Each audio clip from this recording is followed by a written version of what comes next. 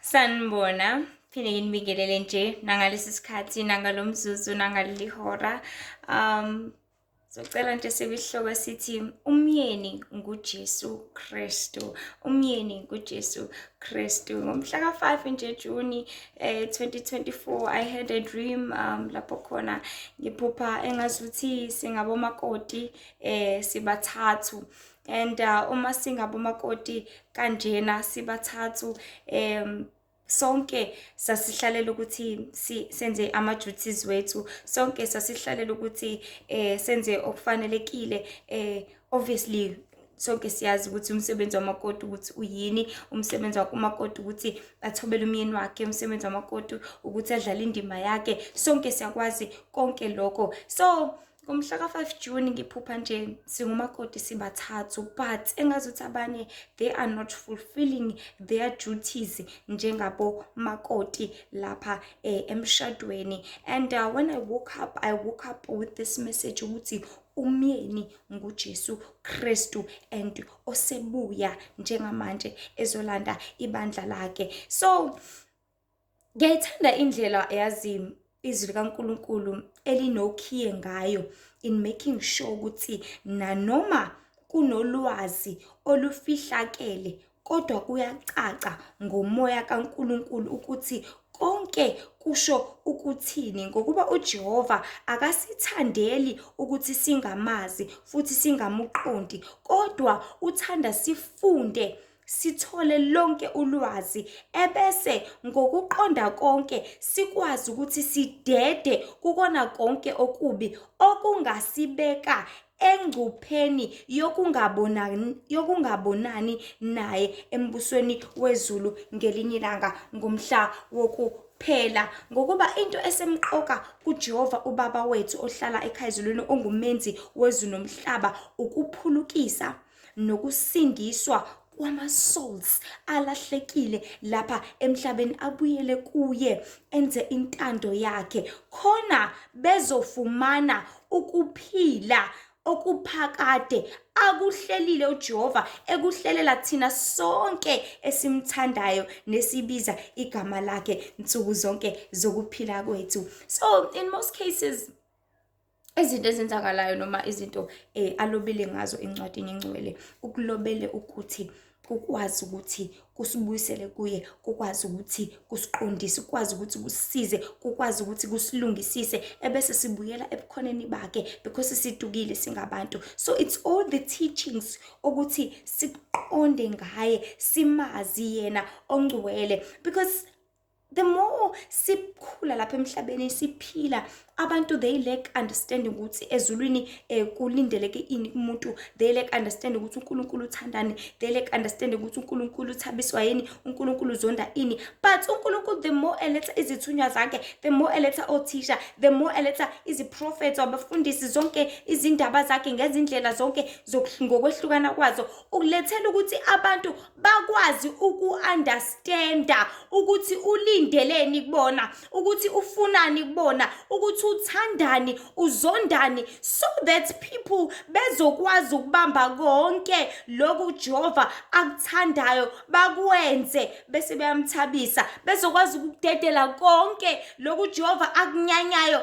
bakushiye bangakwenzi, ukuze ngelinye ilanga bezokwazi ukubonana naye enkazimulweni, because that's the most important part, ukubonana noJehova enkazimulweni. That's the most important part, ukufinyelela embusweni wezulu. But asizokwazi ukuthi sifinyelele lapho singakaqondi ukuthi yini ayithandayo, yini ayizondayo, yini athanda ukuthi siyenze, yini athanda ukuthi singayenzi singabantu. So it is very important ngaso sonke isikhathi ukuthi siqonde ukuthi amazwi kaNkulunkulu ngencwadi engcwele azoqondisa thina, azosiza thina, azolekelela thina kuyona yonke into ukuze sidede bubini. And then mase sesidedile ebubini, mase senza intando kaBaba ohlala ekhayizulwini emthabisayo ukuze athi uJesu Kristu masebuya ngamafu azele ukuzolanda ibandla lakhe. So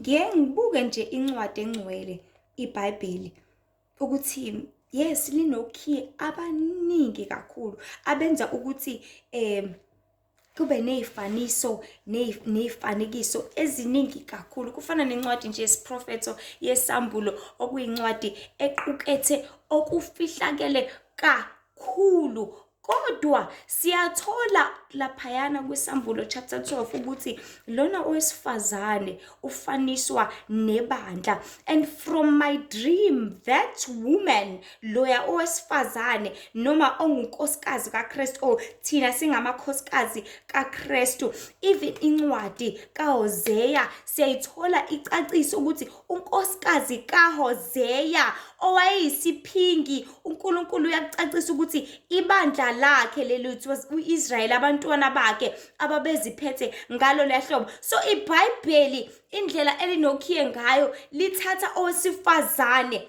limenze unkosikazi, liphinde limenze kube representative yebandla likaNkulunkulu. So ngokuchaza ngayonke imifanekiso, ama-phonetics, nangazo zonke indlela ababeka ngayo noma uNkulunkulu akathanda ukuthi siqonde ngayo, usuke efuna sibone ukuthi thina bantu mase sihlangene sifana nowesifazane. Ibandla lakhe lifana nowesifazane, because the only way owesifazane abehave ngayo noma aziphatha ngayo ilona bandla lelo ekumele ngabe liziphatha ngayo, indlela ekumele ngabe liziphatha ngayo. I hope people can understand me mangithi mina you know, if uzongena, this is just an example. This is ibandla, ne? And ibandla mase lihlangene uNkulunkulu ulifanisa nani? Nowesifazane oyedwa. Let me just say ulifanisa nowesifazane oyedwa, because it is just one behavior. It has to be one behavior at the end of the day. Ibehavior yenziwa ibona bonke labantu abasebandleni ababizwa ngebandla likaNkulunkulu. So engizama ukuveza ukuthi izwi likaNkulunkulu nazo zonke izethembiso izulu elizenzayo lizenza kithi kufaniswa nowesilisa eshela owesifazane, athembise ukuthi umthembise ukuthi uzomthanda, amthembise ukuthi uzomnakekela, amthembise ukuthi uzomondla, amthembise ukuthi uzohlala naye ngunaphakade. Akekho umuntu osemshado umuntu wesifazane amthembise ukuthi ngeke azamthanda. No, uthi umshelo umthembise ukuthi ngizokuthanda sithando sami, nisho ama-vows lapha emshadweni nakithi, ngizokuthanda impilo yami yonke, ngizokunakekela, ngizokondla, ngizohlala nawe, ngizokujabulisa. Emshadweni bavumelana ngalezo zinto angithi, bethi be-bound together, beba munye, bavumelane ngakho konke lokhu ukuthi bazokwenzelana u1 no2 no3. And the more behlangana in their union, that is the more zonke lezi zinto abathembisene zona kumele kwenze kanjani, kumele zifezeke, kumele zivele.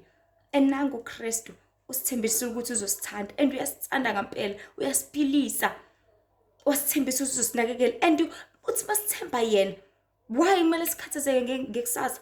Why kumele sikhathazeke ukuthi uzodlala sophuzana? Because ukhona uyakwazi ukusinakekela.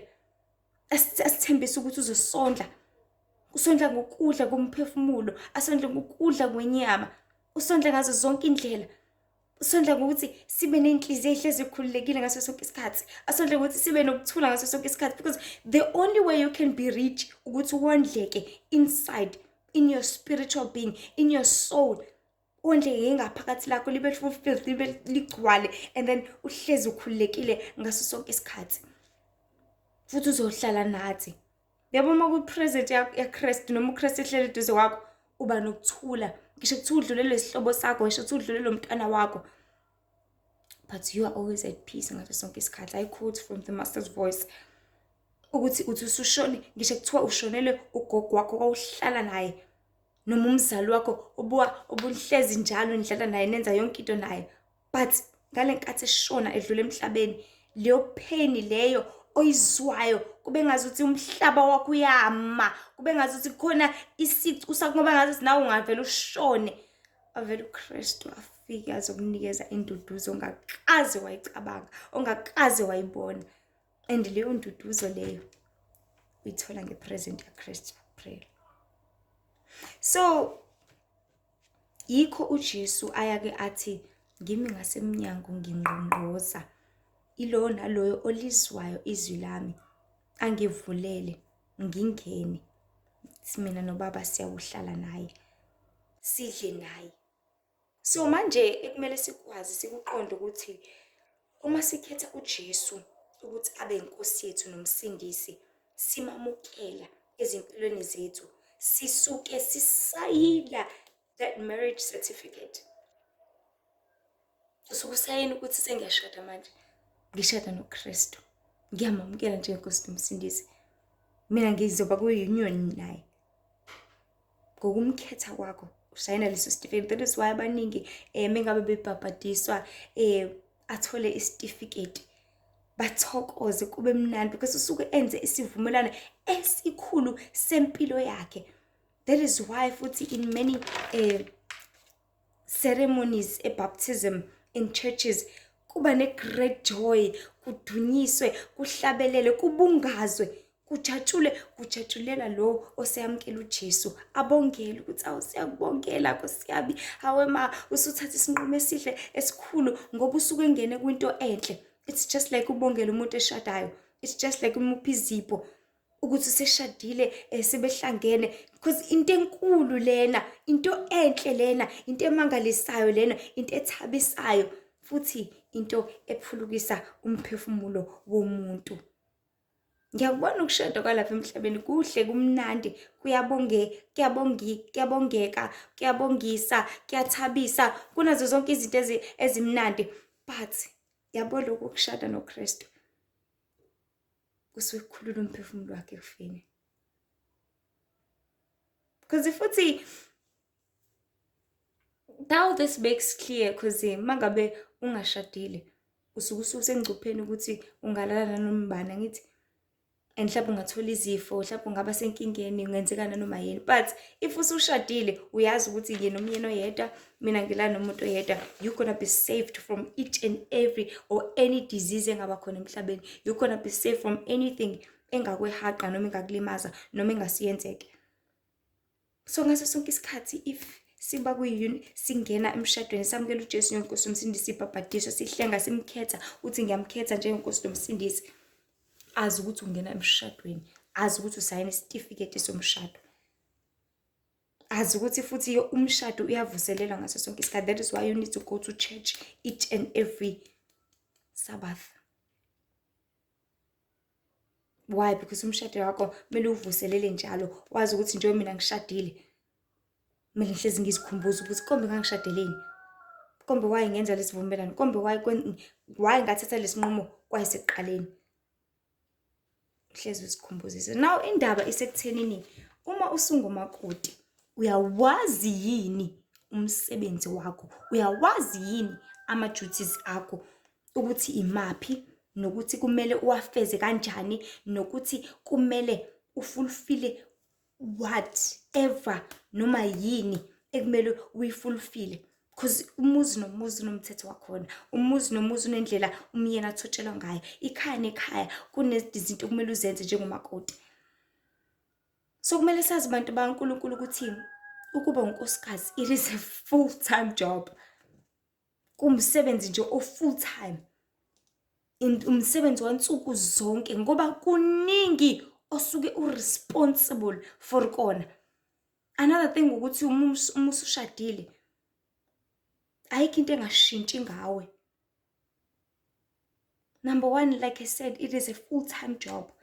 Bonke abantu abashadile bayazi ukuthi uma unkosikazi imisebenzi eminingi kangakanani. Kumele upheke, kumele ukline, kumele uwashe, kumele ugeze abantwana, kumele ubabhalise ama-homework, kumele uhloniphe umyeni wakho, kumele umoshele, ayinele. You need to do all these things, unakekele indlu, kumele kuningi okumele ukwenze. So it is a full-time job. That is why abaningi they just choose to be housewives, because vele kumele ngabe kuba kanjalo. Because umsebenzi yonke lento, zonke lezi zinto zibalekile. All these things are so important. Ayikho into ongayibamba eceleni uphinde uthi yabamba. That is why abanye baze badinga usizo, adinga isisebenzi somsize, simsebenzele or whatsoever, because lento le idinga isikhathi, umsebenzi omkhulu o full time, odinga 100% attention, odinga focus khona uzokwenza kahle. Hleze wazi futhi ukuthi mase usushadile everything changes.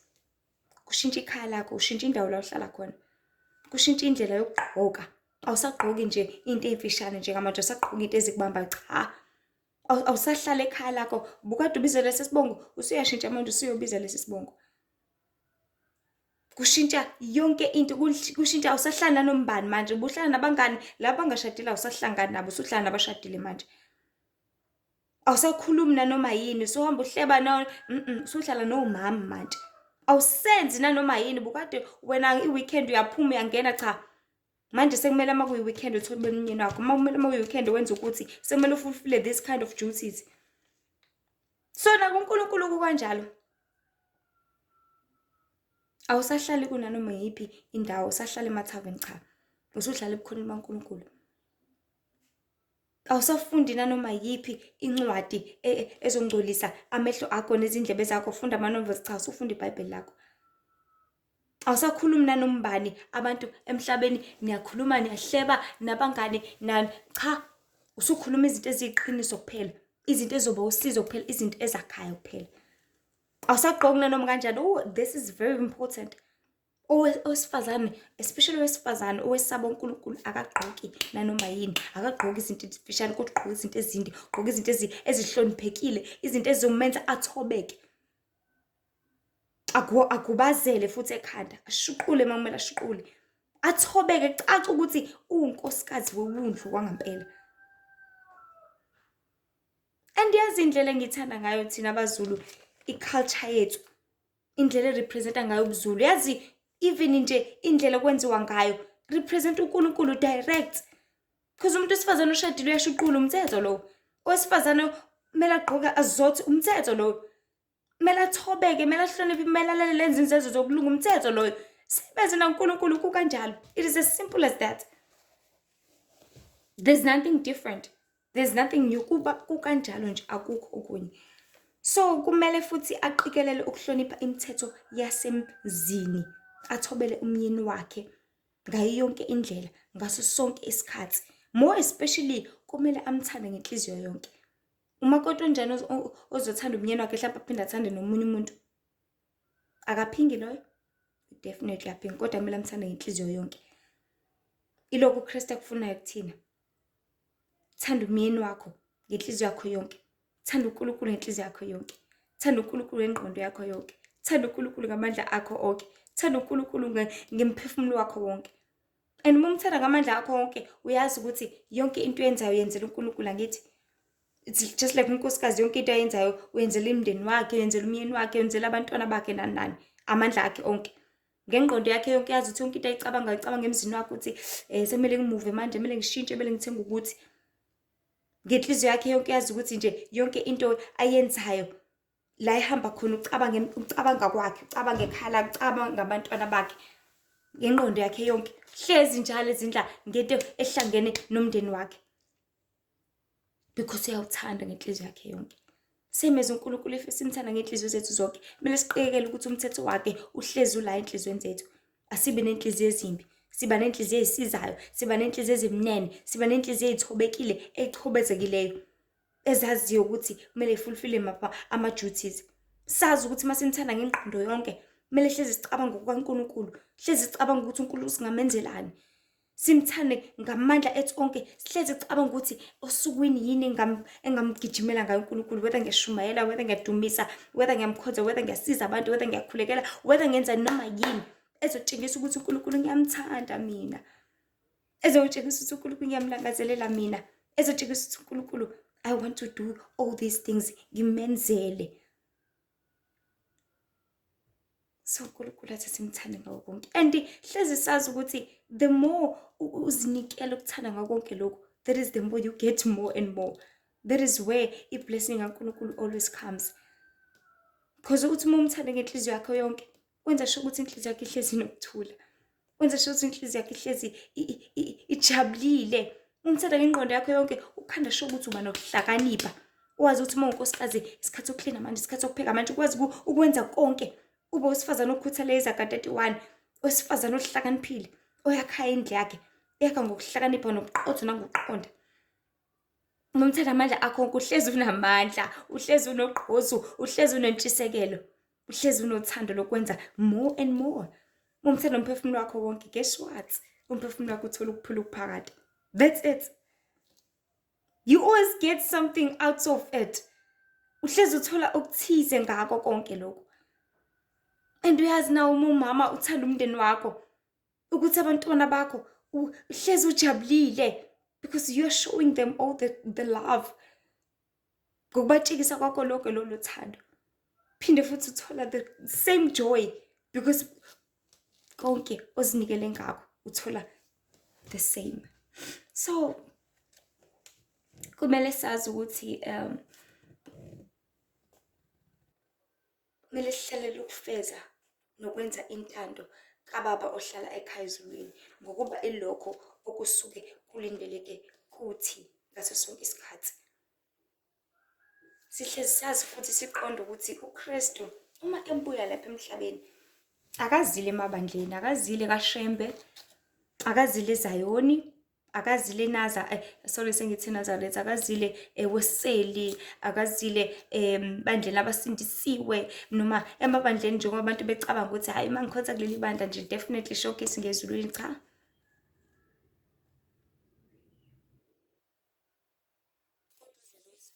Wakhe oyimbandla okungabantu abathi noma bekuphi benze intando kababa ohlala ekhaya ezulwini, abathi noma benzani bahlalela ukwenza intando kababa ohlala ekhaya ezulwini, abathi noma becabangani bahlalela ukuthi konke kwabo kuhlangene nobaba ohlala ekhaya ezulwini.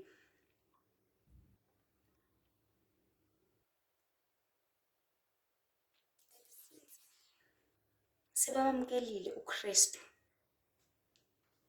then automatically uzele bona lapha emhlabeni. Kodwa uma bengawenzi ama-duties wabo, hlezi bazi ukuthi njengonkosikazi ongawenzi umsebenzi wakhe ungamphelela umshado. But if unkosikazi eqotho eyenza umsebenzi wakhe oqotho kaJehova, ubaba ufisa siqonde ukuthi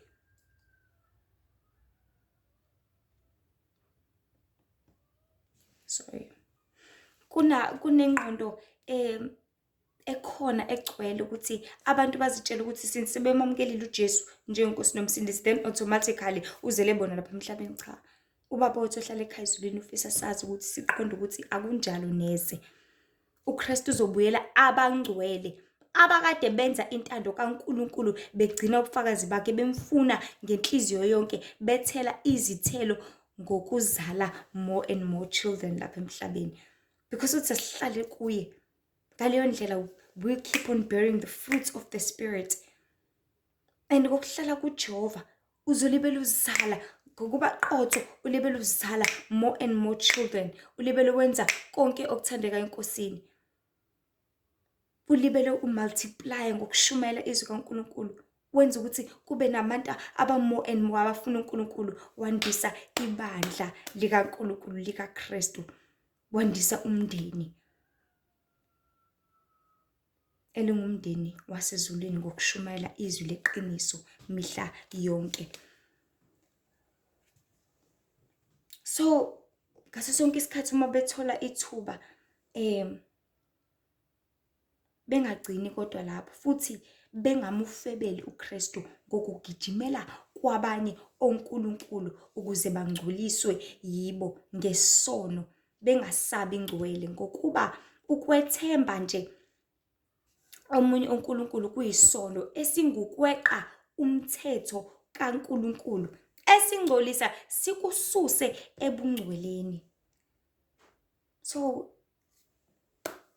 it is a huge problem. And njengamuphi nje umyeni bantu baNkulunkulu ongathanda ukuthi ekhona eyindoda, azi ukuthi uyena omele anakekele, azi ukuthi uyena omele asize, azi ukuthi uyena omele enze konke, unkosikazi wakhe atholakala uyocela usizo kwamanye amadoda, uzozizwa kanjani? Uzomyeka. Shuthi akanandoda, shuthi akandoda yalutho phela yena. Hence that is why isitha sihlalele ukwahleka amakholwa angathembekile kubayeni. Amakholwa angathembekile kuKristu isitha siyamhleka, siyalihleka lelo kholwa. Ngobani? Ngoba bagcina bengazitholanga zonke izidingo zabo, ngoba in the first place yibo abahluleke ukuqonda ukuthi kumele ithemba labo liphelele kangakanani futhi libe likhulu kangakanani kuKristu lo ongumyeni wabo.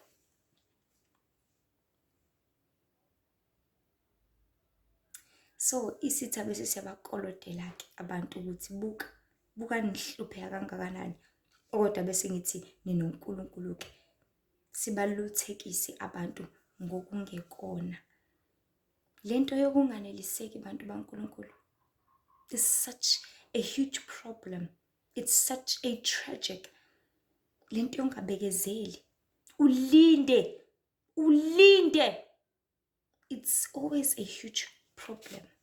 And idlala enkulu indima empilweni yabantu. Because if wazi ukuthi ekhaya lakho thina siphila kanje, awudingi ukuthi uma kufika omunye umuntu ezokutshela ngowakhe umuzi ebese-ke nawe-ke uyalutheka uthi yazi nje ukube nami. Azi ukuthi lokho ndakho kungokwakho, kukwanelise, waneliseke ngakho, ebese uhlala kona ngaso sonke isikhathi. Because ila qala khona-ke indlela zokuphinga-ke, ukuthi wazi ukuthi umyeni wakho akanayo imoto, wazi kahle ukuthi akanayo imoto. Ngoba nakho siqhamukele lasoka-ke leliyana-ke sisebenza kahle, sisebenza kangcono, uvele ubone ngazuthi uyabambezeleka la emshadweni wakho, uvele ubone ngazuthi uyabambezeleka la. Bese kwenzakalani? Bese uyalutheka, ube uthathekile, ubone ngazuthi umyeni wakho ukumoshela isikhathi nje kuphela. Bese ufuna ukuhamba nabahambayo. Guess what? Yabo la abahambayo, tshele something, baya ekufeni la beya khona. Bayahamba ngithi? Yes, bayahamba phela. Nawe ufuna ukuhamba nabo? Go and die lapho uya khona. Because ngoba at the first place bebengakuthandi, but bebefuna lokhu abakade bekufuna nje kuphela kuwe. Kodwa-ke ngenxa yokunganeliseki kwakho bazokuthola abakufunayo, ebese wena ulahlekelwa uthando lwangempela nesithembiso sokuphila okuphakade, ulahlekelwa ukukhona ngokungekho, which is what is happening with many people, with many Christians. Bathi sebemamukelile uJesu njengenkosi nomsindisi, bathi siyakwamukela Nkosi, siyafuna ukwenza udlelane nawe, sihlale ebukhoneni bakho, kodwa bathi behlele ebukhoneni baJesu noma behlele ebukhoneni baNkulunkulu babonele ngazuthi akwanelisekile, bazibone benganeliseki ngezinto uNkulunkulu ababusise ngazo, ngezinto uNkulunkulu ade badelele zona, ngezinto uNkulunkulu abathandela zona, ngoba yena uluthando lweqiniso, uluthando olukondlayo, lukunakekela, lukwenzele konke. But bona bazibone benganeliseki ngalokho, bafuna okungaphandle, bafuna okusezweni, bafuna ukulashwa ngaphandle, bafuna ukulashwa manje, bafuna ukusizakala manje, bafuna imali manje, bafuna izinto manje, bafuna konke okukhona okugcwele lapha emhlabeni. Uhambe nabahambayo, uhambe nesitha, uhambe nokungcola, uhamba uye ekufeni. Usushiya umyeni wakho njengamanje, usushiya uJesu Kristu, usushiya ibandla lakho because you want money. Ushiya ibandla, ushiya ukukhonza because emsebenzini bakusebenzisa nange-weekend. Ushiya konke uNkulunkulu ade kudelele kona, ekuhlelela kona, ekubekele kona, obekuzoba usizo kuwena because ufuna lokhuyana abanye abantu abanakho nabo.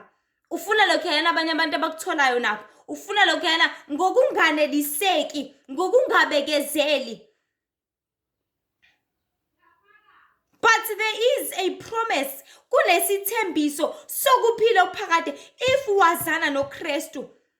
There is a promise yokuthi masusushadile wena uzohlezi unokuthula. Umyeni wakho made those promises kuwena sukela emshadweni. Cabange ekubekezelela esakushelela ibele kushela all this time, ekubekezelela wakulobola, wakhiphela izimali, wahambe kwenzeka zonke lezi zinto ezenziwayo, kuthiwa yini, kuba neyikhwehlela, kube noshukela, kube nazo zonke lezi zinto. Imagine umuntu ozospenda isikhathi mhlawumbe akushele for a good 7 years, elibele kushela akulinde, athi futhi sekushelile sekutholile akukhokhele enkulu imali lena, esekukhokelile zonke lezi zimali ezishisiwe, akuthembisa ukuthi ngizokuthanda, ngizokunakekela, ngizokwenzela konke. Kodwa kwamanje sithandwa, cela ukuthi unginikeze isikhathi, ngikunakekele, ngikondle ngako konke lokhu esinakho. La ekhaya masidla uphuthu sidleni lona uphuthu sonke, la ekhaya masilala ngamasi silalele ngamasi sonke, saneliseke ngalokho, ngoba usuke azi ukuthi olwakho uthando lukuwengamile, olwakho uthando ukuthandela ukuthi nibe nokuthula, nibe nenjabulo. But wena uzothi usubona abangcono lapha ngaphandle, you will see them much better than your husband, lo okukhiphela imali okubekezelela. Laba abangcono, they just gonna come now, bafike vele usukhuculiwe, bafike vele usulungisiwe, bafike usuwakhela umuzi, bafike usunayo yonke into, bafike bafuna ukukususa lapho. When then wena uzobona ngazuthi bona bangcono kakhulu because they've got cars, bangcono kakhulu because they've got things, izinto eziphathekayo, izinto ezingasho lutho, izinto ezingeze zasiza ngalutho. How are they so better? Ufuna ukuhamba nabahambayo manje. How about lokhu bekezelele kangaka, isikhathi eside kangaka elibele kuncenga? How about uJesu esengqongqoze iminyaka eminingi kangaka, engqongqoze emnyango wakho, ubusiness sono, but angqongqoze for as good as uzomkela uJesu usuna 30, kade wayengqongqoza sukela uneminyaka ewu12, kade wayengqongqoza, wakufela ngegazi lakhe, which was paying the most biggest price, ekhokhela wena ngokukhokhela le price enkulu kangaka, efela zonke izono zakho ukuze wena kwenze njani ngawe, uhlangulwe, uhlambululeke. uKristu efike vele empilweni yakho, uvele usungcolile, vele usunezingane ngaphandle. uKristu efike akuhlenge unjalo, akugeze ngegazi lakhe, ufika vele usunengane eziwu5, kodwa akushada unjalo, unazo lezo ngane zakhe eziwu5. Akufice vele uKristu usuyagula, usunezifo, usune-HIV, usunanani, uyagula ngaphakathi, unezifo engasalapheki, kodwa akushada unjalo, ekuhlambulula ngegazi lakhe, efuna ukukuhlenga kukona konke lokho. But you will eventually see engazuthi khona ongangcono kunalokho, khona bangangcono kunalokho. Ufuna ukuhamba nabahambayo, bayekufeni labo bahambayo, I promise you. But mufuna ukuyofakanya nabo, then go. Ngakho-ke uma usuwazana noKristu, qikelela ukuthi uhlala uthembekile kuye ngokwaneliseka ngakho konke akunikeza kona. Ungafuni okungaphezulu, because ukukholwa kungokwaneliseka. Believing ukuthi uKristu khona, believing ukuthi uNkulunkulu uyaphila, believing ukuthi uzokusiza, believing ukuthi uzoba nawe, believing ukuthi uzokulapha, believing ukuthi uzokukhulula, believing ukuthi uzokunakekela, believing all those things. Because ngisho umyeni okuthiwa akasebenzi ngoba uyakholwa ukuthi lezi zinto akuthembise zona uzokwenzela nangampela. But you need to first believe ngokulinda, umbekezelele uthi ngoba ungithembisile, ngiyazi ukuthi ngeke angiphoxe. Ngithembisile ngiyazi. You need to come to a point la uzowaneliseka ngoKristu, umamkelile uJesu Kristu. Waneliseka ukuthi ngempela uzonginakekela, waneliseka ukuthi ngempela uzongenzela lokho angithembise khona. Do not be a wife ongawafulfill ama duties wakhe. Be a wife ofulfill ama duties wakhe ngokuthi adlale indima yakhe, ngokuthi multiply, azale la emshadweni, ngokuthi enze intando kaNkulunkulu, ngokuthi alalele, athande ngokuphelele, esabe, athobeke, enze intando kaNkulunkulu. Zazi njengomakoti wewundlu ukuthi umsebenzi wakho ukwenza intando kaNkulunkulu, like I just said. Ukuthembeka, ukuthobeka, ukukhonza uJehova umdali wezulu nomhlaba, ukuthanda kanye nokuphelelisa izenzo zokulunga phambi kukaJehova umenzi wezulu nomhlaba, ngokugcina yonke imithetho kaNkulunkulu. Kubalekile ukugcina imithetho yasemshadweni, angithi imithetho yasemzini, ukuthi la ekhaya kudliwa ngo6 kudliwa ngo6, la ekhaya kwenza ukuthi So nakuNkulunkulu ukugcina imithetho yakhe ngendlela athanda ngayo uJehova odala izulu nomhlaba, ngendlela emthabisayo umenzi wezulu nomhlaba, ngokuyigcina yonke. Ngaleyo ndlela uzokwazi ukuthi uhlale ungcwele, ngokuba uKristu uzobuyela othandiwe wakhe, oyibandla lasezulwini, aselilungisele isidlo esingcwele etafuleni elingenamkhawulo, ukubungaza khona ekubekezeleni konke kwasemhlabeni ngomhla wokuphela. Yes, la emhlabeni siyalingwa ngezinto eziningi ngaso sonke isikhathi. Ubumnyama bugcwele, isitha siyandisa zonke izinto, kuningi kukhona and kuyanda each and every day. But uthi uKristu okhuthazelayo kuze kufike ekupheleni, uyena ozithola umbuso wezulu. If ukhuthazela ukuthi nanoma ngilingwa kangakanani bengishela nabo, kodwa ngiyababalekela ngoba mina ngiyazazi ukuthi ngunkosikazi wewundle, mina ngiyazazi ukuthi ngishade noKristu, mina ngiyazazi ukuthi ngiyikholwa, mina ngiyazazi ukuthi ngisindisiwe, mina ngiyazazi ukuthi ngihlalele ukwenza intando kaNkulunkulu, mina ngiyazazi ukuthi kumele ngiphile kanje, ngiyazazi ukuthi kumele ngiphile ubungcwele, ngiyazazi ukuthi kumele ngenze kanje, ngiphile ngale ndlela, ngenze 1 no 2 no 3, ngingakwenza ukuthi nokuthi. Then uKristu uzele wena lapha emhlabeni. Then your seat is prepared emshadweni wowundlu. Then konke sekulungile ngawe. But you need to come to a point la khona uzowazi ama-duties wakho, uzowafulfilla futhi. Ungathi nje ushadile nje kuphela, ushadile ukuthi usurelaxile awenzi lutho. But kumele usebenze. Ayikho unkosikazi ohlalayo nje emzini wakhe engenzi lutho, cha. Unkosikazi uyazi ukuthi impela clean. Kumele uhlezi uhlambulula umzimba wakho ngaso sonke isikhathi, ube ngcwele khona uKristu ezokwazi ukuthi azohlala nawe. Kumele amehlo akho ungabheki nanoma yini ezowangcolisa, khona uzokwazi ukuthi ngaso sonke isikhathi ukwazi ukubheka kade konke okumele ukwenze. Ngezindlebe zakho ungalaleli nanoma yini inkohlise yamanga, ukuze uzokwazi ukuthi uKristu uma ekhuluma nawe umuze umlalele. Ungafaki those earphones zazo zonke izinto eziningi kayizigcwele lapha emhlabeni. Wazi ukuthi ngezandla zakho awuthinti nanoma yini enengekayo, ukuze uKristu ngamandla akhe ezokwazi ukuthi akusembenzise, ukwazi ukuphulukisa nokuphilisa nokufeza icebo likaNkulunkulu. Ukwazi ukuthi ngezinyawo zakho ungagijimela ezindleleni zobubi zobumnyama, kodwa izindlela zakho zigijimele kwenzeni intando kaNkulunkulu, khona uzokhula uzokwenza intando kaNkulunkulu emthabisayo. Fulfill your duties as the wife, because your duties is to multiply, ukuzala abantwana lapha emhlabeni. Ubazala ngani? Ngokushumela izwi kaNkulunkulu, ulispread ezizweni zonke, so that lizowanda ibandla lasekhaya ezulwini, ngoba ilokho akuthandayo babohlala ekhaya ezulwini, ilokho akuthandayo ukuthi abantu baphulukise basizakale. So asibeni onkosikazi abathembekileyo bakaKristu, asibe onkosikazi athandayo futhi azele bona lapha emhlabeni uJesu Kristu, ngokwenza yonke intando yakhe, ngokwenza konke okumthabisayo, ngokugcina konke asiyalezeke ngakho, ngokugcina yonke imiyalelo ayishumi, ngokugcina konke akuthandayo, ngokwenza konke ngokuthembeka, ngokwenza konke ngokuthabisa yena uBaba ohlala ekhaya ezulwini. Simnikeze udumo each and every time, simethembe, sibekezele, silinde, singahogekezi izinto zalapha emhlabeni. Zonke zikhona vele, ziyabukeka, zibukeka zimnandi, and futhi agcine ukubukeka zimnandi vele, but azisizi ngalutho if sizosilahlekisa nesithembiso sombuso wezulu. Azisizi ngalutho if sizosilahlekisa ngokuphila okuphakade, because we are the one that are promised ukuphila okuphakade.